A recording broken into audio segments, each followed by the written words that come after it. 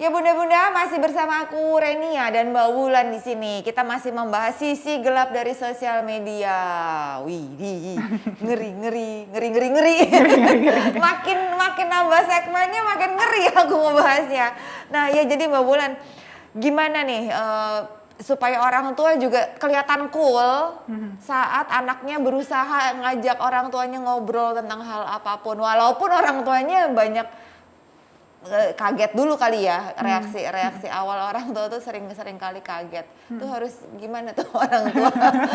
Kayaknya nih harus mengedukasi orang tuanya juga deh Mbak Wulan, please gitu. Iya. Apa ya? Kalau misalnya kita kemudian membahas tentang pada saat komunikasi, orang tua juga tentunya harus punya background knowledge ya, punya pengetahuan sedikit lah tentang sosial media. Apa sih biasanya? Satu, sosial media sekarang jenisnya banyak banget ya. Kalau dulu mungkin kayak cuma chatroom, Facebook, Friendster gitu ya. Sekarang tuh nggak cuma itu aja para bunda. Jadi misalnya ada juga kayak Instagram, TikTok, lalu kemudian game online. Di game online itu juga ada interaksi gitu ya, interaksi dengan para pemain. Lalu ada juga sekarang kayak dating apps yang mungkin yang kita tahu buat dewasa muda, tapi sebetulnya juga ada untuk remaja-remaja tuh masuk ke situ. Itu jadi satu, tahu dulu. Kemudian yang kedua adalah kita juga tahu fenomena-fenomena apa sih yang banyak terjadi. Sekarang tuh kan ada banyak banget ya hashtag challenge apa. Padahal sebenarnya ternyata juga mungkin agak berbahaya gitu. Setidaknya hal-hal itu kita tahu sehingga kemudian ketika membahas anak tuh nggak terlalu, aduh ini kok jauh banget kayak mama nih nggak ngerti Nggak nyambung nih. Ya tentunya, tapi karena kita juga banyak kesibukan sebagai orang tua, kalau pada saat kita berkomunikasi ternyata ada hal yang kita nggak tahu juga, nggak masalah loh kita nanya ke anak, itu apa gitu, beda nggak sama si challenge ini atau yang itu gitu. Oh gitu, jadi orang tua juga sebaiknya update ya. Iya. Jangan kudet, kurang update. Iya. Juga penting ya, paling nggak tahu kulit-kulitnya aja, nggak usah diikutin juga challenge-nya Bun. Jangan. Mbak Wulan nggak menyarankan itu, untuk tahu bukan berarti harus mempraktekkan juga, enggak, asal tahu-tahu aja. Nah, dating apps ini maksudnya yang anak dating ini kan biasanya ya usia 20 up ya gitu, untuk nyari partner gitu. Ini anak remaja sekarang suka ada juga yang main. Ada beberapa klien sih ya Mbak ya, jadi usia mungkin ya sudah 17-an gitu ya, nggak yang terlalu muda-muda banget. Lalu kemudian ya sebenarnya awalnya buat kenalan, cari teman karena 17 tuh masih muda loh, aku 17 tahun lagi ngapain ya dulu. Itu anak-anak masih, terus iya cari teman, kenalan, terus kemudian kok ada yang perhatian ya sama saya gitu kan. Nah tapi ternyata pada saat digali lebih lanjut, ini orang tuh pakai identitas palsu. Kalau anak sekarang istilahnya catfishing kayaknya ya Mbak ya, catfishing gitu. Jadi identitasnya palsu, terus ini orang ternyata misalnya sudah lebih tua daripada umur, yang ngakunya baru 20 awal, taunya udah 20 menuju 30. Seperti itu gitu. Jadi banyak juga sih hal-hal yang mungkin tidak aman dari sosial media, dalam artian kalau tadi kita di awal ngomongin nggak aman lebih ke arah ke psikologis ya. Ini mungkin kayak ancaman bahaya yang lebih serius, lebih real lagi gitu. Kasus penipuan lah gitu. Aduh, ternyata. Nah, dari tadi kita ngomongin di segmen 1, sekarang kita masuk segmen 2.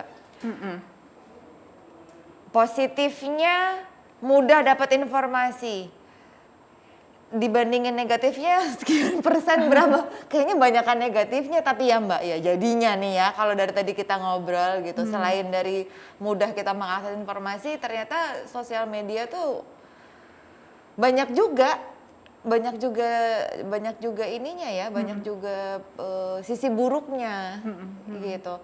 Nah, terus gimana caranya nih orang tua dan anak-anak bisa kontrol kalau udah kejadian nih kayak anak-anak yang depresi, ada remaja yang depresi. Terus mereka harus bijaknya mereka bagaimana bersosial media? Ada yang harus mereka rubah kah habitnya atau apanya gitu? Oke, jadi ketika misalnya ada masalah gitu ya, dan ini pada saat dilihat, kayaknya karena penggunaan sosial media yang kurang bijak, tentunya memang penggunaan harus dibatasi ya.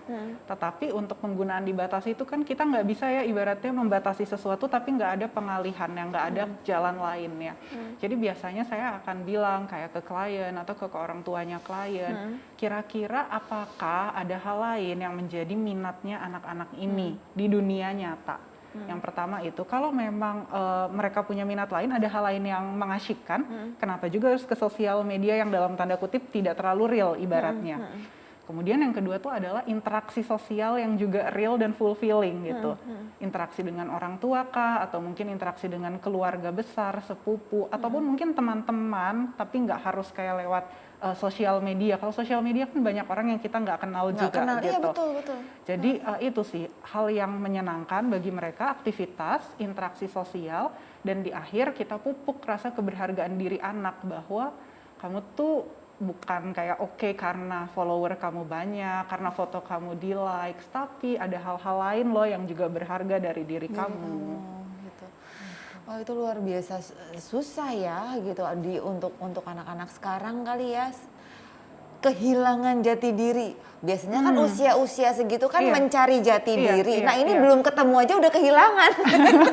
Mulai nyari juga belum gitu loh, tapi udah kehilangan gara-gara efek medsos. Mereka kurang bijak saat bermedia sosial gitu. Nah Mbak Wulan nih,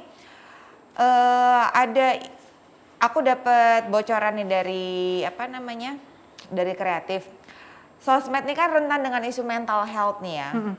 Bahkan penelitian dari Dabi Elidube menghasilkan studi diantaranya mereka yang berusia 19 sampai 32 tahun. Ini usia menikah loh berarti ya, usia udah menikah. Dan menjadi pengguna sosial media secara intens 2,7 kali lebih rentan merasakan depresi dibandingkan dengan mereka yang lebih jarang memeriksa sosmednya. Ini kita ngomongin bunda-bundanya deh. Gimana bunda bisa menghindari hal tersebut dan menghindarkan keluarganya juga dari efek depresi tersebut? Meskipun ya tetap bermedsos gitu, nggak sama sekali hilang dari medsos gitu. Ini bundanya loh Mbak yang kayak orang bunda-bunda tuh sekarang juga suka kayak gitu ya. Dia jadi suka membandingkan parentingnya dia gitu ya. Nah sebagai bundanya sendiri nih, apa yang bisa dia lakukan untuk dirinya dan mengamankan anak-anak, keluarganya gitu? Iya. Memang menantang ya, ternyata nggak cuma buat remaja ya Mbak ya? Enggak. Mbak udah berkeluarga? Belum berkeluarga ya. Oke. Terus gimana nih Mbak untuk sarannya Mbak Wulan buat bunda-bunda? Oke, jadi pertama mungkin di sini karena bunda pun juga masih sudah dewasa gitu ya, jadi mungkin lebih mudah untuk memahami bahwa sosmed itu ada beragam aktivitas di dalamnya dan tidak semuanya real. Beragam aktivitas maksudnya gini, orang bekerja cari uang di situ ada. Berjualan ada. Artinya apa yang di-post itu kan tidak selalu apa yang terjadi.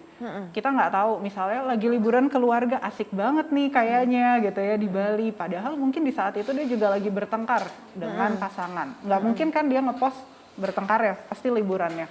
Satu, kita menyadari itu bahwa ini tidak real sehingga tidak semua yang glossy itu di belakangnya juga seperti itu. Yang kedua, balik lagi ya, tentunya harus membatasi, karena kalau kita nggak membatasi pasti akan keseret terus dengan arus itu. Yang ketiga tadi, yang real dikuatin, jadi kita nggak selalu ngerasa butuh nih kesenangan dari sosial media, butuh nih pengakuan dari sosial media. Nah kalau ngomongin tentang anak kemudian, mungkin yang perlu diperhatikan juga adalah anak tuh kan mencontoh orang tuanya.